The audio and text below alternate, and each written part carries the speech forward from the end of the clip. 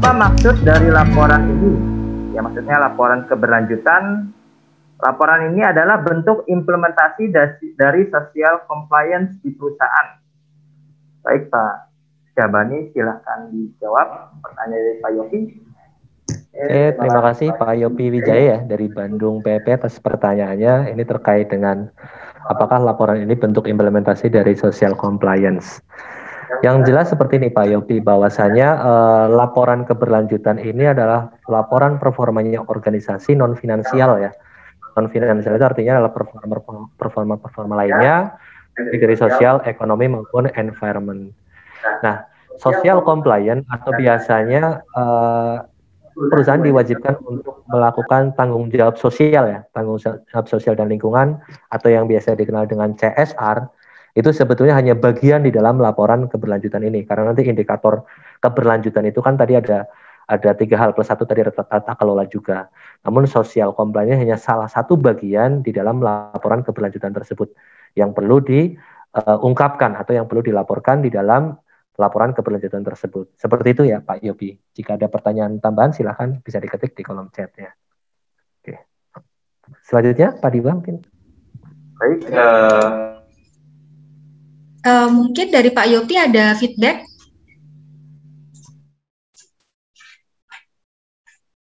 Pak Yopi? Tidak ada. Oke, bisa dilanjut ya untuk pertanyaan keduanya. Baik. Pertanyaan kedua diberikan oleh Bapak Triantoni dari PT Mitra Bisnis Madani. Di sini Bapak Triantoni mengajukan 2 pertanyaan. Yang pertama, tadi pada saat pemaparan materi, narasumber menyampaikan bahwa pelaporan berkelanjutan ini akan bermanfaat bagi perusahaan, khususnya untuk pengembangan investasi maupun bantuan fasilitas dari pemerintah, maupun adanya pengembangan dari melakukan kemitraan.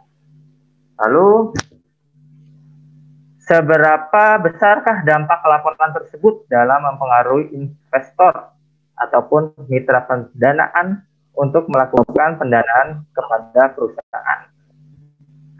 Itu pertanyaan pertama.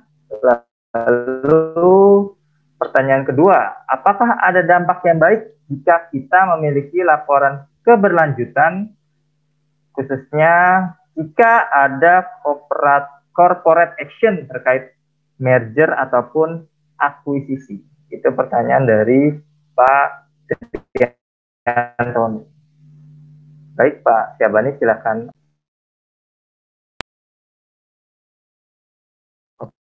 Oke, terima kasih. Terima kasih Pak Triantoni dari PT Mitra Bisnis Madani ya atas pertanyaannya. Ini terkait dengan fungsi pelaporan keberlanjutan terkait dengan pengembangan investasi ini seberapa besar ya. Sebetulnya gini Pak Triantoni ya. Kalau secara langsung prinsipnya gini, laporan keberlanjutan ini kan laporan yang digunakan untuk mengungkapkan data-data organisasi yang mendukung terkait dengan keberlanjutan.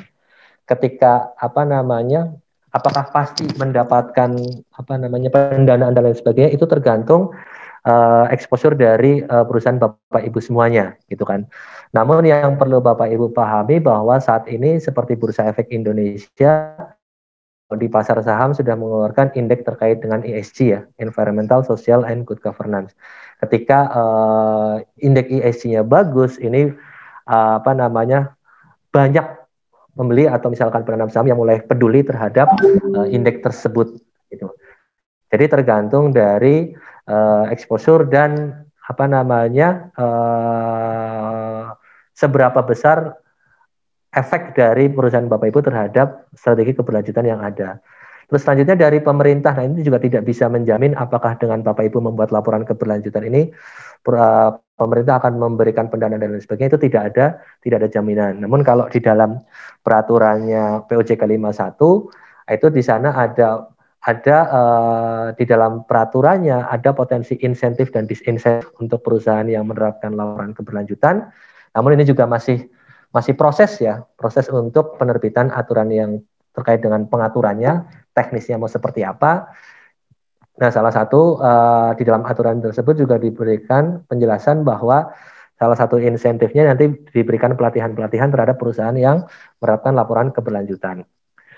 Nah, terkait dengan apa namanya, yang terakhir tadi ya, Pak Diwa ya, terkait dengan dampak yang baik jika kita memiliki laporan keberlanjutan jika ada corporate action terkait merger dan akuisisi. Nah, terkait dengan ini juga tergantung dari perusahaan yang akan mengakuisisinya. Ketika perusahaan yang mengakuisisinya ini memiliki kepedulian yang tinggi terhadap faktor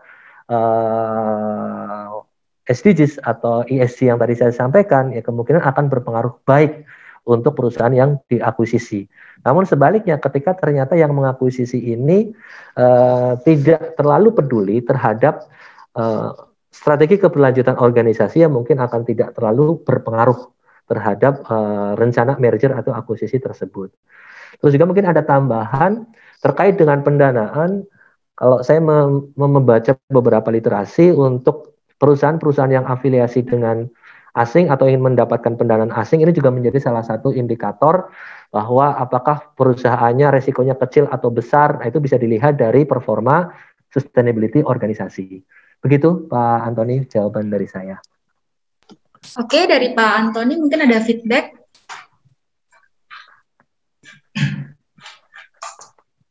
Terus sambil menunggu pertanyaan yang lain ya. Tadi juga kalau nggak salah ada yang menanyakan terkait dengan pembukaan lahan pangan gitu ya, Bu Amdani ya? Ya, betul Pak. Juga... jadi ada pertanyaan dari Ibu Diah terkait apa langkah kita apabila banyak lahan pangan berubah fungsi menjadi pabrik ataupun perumahan atau jalan dan lain-lain seperti itu Pak Ben. Oke. Ini sebetulnya agak di luar konteks laporan keberlanjutan ya. Namun gini, Bapak Ibu, ketika terdapat usaha pembukaan kegiatan yang di atas lahan pangan dan lain sebagainya, ini yang perlu Bapak Ibu lakukan adalah cek apakah di dalam apa namanya tata ruangnya area tersebut diperbolehkan untuk membangun kegiatan atau tidak. Karena prinsipnya ketika itu sudah ditetapkan di dalam tata ruang dan tidak peruntukannya bukan untuk kegiatan usaha, maka seharusnya tidak boleh membangun suatu kegiatan di atas lahan pangan tersebut. Namun yang menjadi problem di Indonesia, ini beberapa kali ada perubahan tata ruang. Sehingga yang tadinya lahan itu hanya untuk pangan karena kebutuhan satu hal dan lainnya, akhirnya tata ruangnya yang dirubah sehingga akhirnya boleh mendirikan suatu kegiatan. Namun tadi saya sampaikan, ketika ada rencana area lahan pangan dijadikan suatu kegiatan, harus cek dulu apakah diperbolehkan di dalam tata ruang atau tidak. Nah, kalau ternyata nanti diperbolehkan di dalam tata ruang, ya Bapak Ibu harus tetap menyusun dokumen lingkungan untuk apa namanya menetapkan rencana pengelolaan dan rencana pemantauan yang akan Bapak Ibu lakukan terhadap kinerja lingkungan dari perusahaan tersebut. Gitu ya, saya bantu jawab untuk yang tadi pertanyaan dari Ibu Diah. Bu Diah. Oke, cukup mungkin pemaparan dari Pak Bani. Nah, kemudian ini ada pertanyaan lanjutan dari Bapak Wildani ya. Izin Pak bertanya, apa kompensasi atau konsekuensi yang diterima jika kita lupa atau tidak melaporkan secara berkala ya atau berkesinambungan seperti itu? Silakan Bapak Bani. Oke. Nah, itu juga sudah dijelaskan dalam POJK 51 kalau kita lalai dalam melaporkan, di sana ada sanksi ya, teguran dan sanksi administratif, bisa berupa teguran tertulis atau lainnya. Namun yang dijelaskan saat ini baru terkait dengan sanksi administratif dan teguran tertulis. Nanti potensinya dari OJK akan memberikan sanksi berupa teguran atau sanksi administratif lainnya. Jadi itu Bapak Ibu untuk sanksi ketika lalai dalam melaporkan laporan keberlanjutannya. Ya, jadi sanksi ya Pak ya untuk tegurannya. Oke. Kemudian dari Ibu Siti Raihana ini bertanya ya Pak, untuk format laporan berkelanjutan, apakah ada standar dari OJK-nya seperti itu Pak? Dan contoh pengisian dari format yang standar tersebut seperti apa? Oke. Tadi saya sampaikan untuk format laporannya itu ada di dalam lampiran 2 POJK 51 tahun 2017. Namun kalau Bapak belum pernah ditrainingkan terkait dengan detailnya, saya yakin akan kesulitan untuk mengisi karena aktualnya juga belum ada contoh pengisian yang ditetapkan di dalam laporan tersebut. Namun informasinya saat ini POJK sedang membuat draft untuk surat edarannya untuk teknis cara pengisian laporan keberlanjutannya. Jadi mungkin Bapak Ibu menunggu untuk teknisnya. Namun ketika ternyata organisasi atau perusahaan Bapak Ibu sudah diwajibkan melaporkan dalam periode tahun mendekat ini, ya berarti harus segera disusun untuk formnya seperti apa, mungkin bisa melakukan pelatihan-pelatihan yang sudah direkomendasikan dari OJK. Seperti itu, Bapak Ibu. Oke, cukup ya pemaparan dari Pak Bani. Oke, ini kemudian ada pertanyaan lanjutan dari Bapak Ateng ya. Ada nggak Pak nih contoh yang termasuk atau disebut kategori perusahaan publik seperti itu? Silakan Pak Bani. Untuk dari Pak Ateng, pertanyaan dari Maksudnya contoh perusahaan publik? Kategori perusahaan publik. Oh, ya, kategori publik. Ya. Oke. Kalau kategori perusahaan publik, kalau Bapak Ibu ada ketika ada perusahaan di belakangnya ada TBK, itu biasanya adalah perusahaan publik ya Bapak Ibu. Mungkin di sini juga ada peserta yang dari perusahaan publik ya, kalau nggak salah dari Indopoli itu juga merupakan perusahaan publik seperti itu. Ada juga perusahaan publik, contohnya PGN gitu kan, itu juga merupakan salah satu perusahaan publik. Begitu, Pak Dani. Oke, baik. Kemudian ini ada satu pertanyaan lagi ya, Pak Bani, dari Bapak atau Ibu Reski ya, Bapak Reski. Ini apakah? Maaf, dari Pak Hersus ya. Ini tadi kalau nggak salah menyimak, tadi dipaparkan bahwa selama ini yang sudah berkewajiban melaporkan adalah perusahaan LJK. Memang ada LJK, emiten, sama satu lagi dari pabrik ya Pak ya. Mungkin dari Pak Bani mau menjelaskan secara detailnya lagi Pak. Dari Pak Hersus. Oke, terima kasih Pak Hersus ya. Ini untuk yang tadi memang sudah saya jelaskan bahwa saat ini yang diwajibkan peraturannya di POJK 51 tadi untuk 3 lembaga ya, lembaga jasa keuangan, ada emiten dan juga perusahaan publik. Di luar itu belum berkewajiban untuk melakukan pelaporan keberlanjutan. Namun jika ternyata ada tuntutan atau mungkin biasanya ada afiliasi dengan pihak asing, biasanya ada pihak-pihak juga yang meminta untuk menyusun laporan keberlanjutan. Tadi saya sampaikan bahwa ada juga beberapa klien kami, mereka bukan merupakan lembaga jasa keuangan, bukan merupakan emiten, dan juga bukan merupakan perusahaan publik, juga mereka menyusun laporan keberlanjutan. Namun untuk kewajibannya memang baru untuk lembaga jasa keuangan, emiten, dan perusahaan publik. Seperti itu. Baik, mungkin cukup ya. Mungkin ada pertanyaan lain lagi dari Bapak Ibu sekalian. Atau mungkin ada feedback dari pertanyaan yang diajukan tadi. Ini kalau saya lihat ada dari Pak Reski ya. Pak Reski ya. Pak Reski ada. Ini Mas Karya Lestari.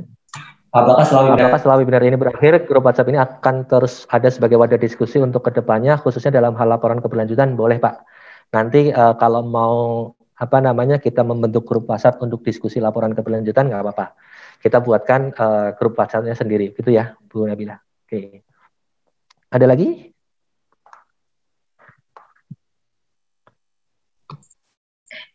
Ya, Bapak Ibu yang lainnya ada pertanyaan yang ingin diajukan lagi.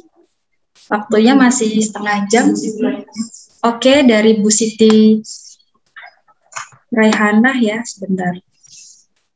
Nah ini tadi Bapak sempat menjelaskan bahwa laporan berkelanjutan adalah laporan non-finansial, sehingga tidak ada kualitatif ya, seperti itu. Apakah seperti Pak?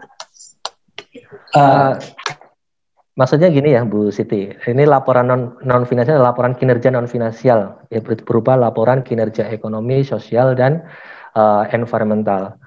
Nah, ini sebetulnya pendekatan kualitatif dan kuantitatif tetap dipertimbangkan di dalam penyusunan laporan tersebut. Bukan berarti ketika kita berbicara non-finansial tidak ada angka-angka tidak ada angka-angka yang perlu kita sampaikan. Justru nanti juga ada pendekatan kualitatif untuk menjelaskan strategi-strategi yang akan dilakukan oleh organisasi. Begitu Bu Siti Raihanah ya. Ya, bagaimana Bu Siti? Yang disampaikan Bapak Syahbani sudah cukup jelas? Oke, cukup ya mungkin. Ada lagi mungkin dari yang lain? Masih ada waktu kalau ada yang ingin ditanyakan.